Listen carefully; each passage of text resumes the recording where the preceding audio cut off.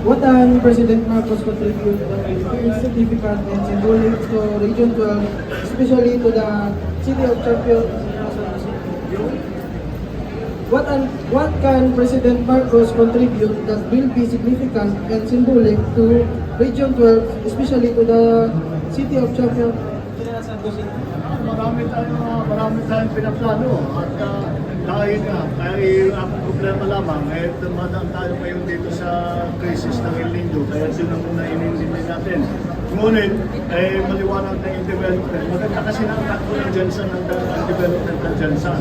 Basta yung kapalan, ang gagawin ng national government ay patuloy ang pag-develop ng infrastruktura. Yung sa Build Better po na aming ginagawa. Dahil yan naman, pagka nabuksan natin lahat ng mga iba't ibang lugar, maliwanag na gaganda ang economic situation dun sa mga lugar na yan. Kaya yun ang tuloy-tuloy lang naman. Kasama sa plano yan, kasama sa plano ng buong bansa, ng buong Pilipinas.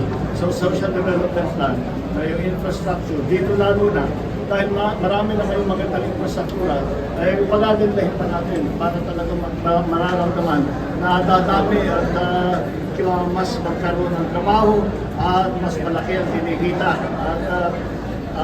At kasama na rin dyan, siyempre, yung ating mga magsasaka, ating mga mangingisda. Dahil sa ngayon nahihirapan sila. Ngunit ang long-term na plano dyan ay talagang tulungan sila sa pagbigay ng binhi, pagbigay ng ayuda, pagbigay ng pataba, lahat at pati na yung mga makinarya para sa processing ng hindi lamang bigas, kundi mais, hindi lahat, pati na lahat ng may mga cold storage, marami naman kayong cold storage dito dahil masigla ang fishing industry dito. Kaya yun, ang tinatawag dyan is we invest in success. Napaka-successful na ng ginagawa ng Jensen. Kaya doon kami maglalagay ng investment na galing sa national government. Do you have a comment on former Senator Trillanes' claim of brewing a destabilization from PNP ranks? And then, do you see a need for loyalty check? I don't see, wala kami report na endurance. Yung mga retired, baka meron mga gumagalaw kasi sumasama sa mga distak na ginagawa.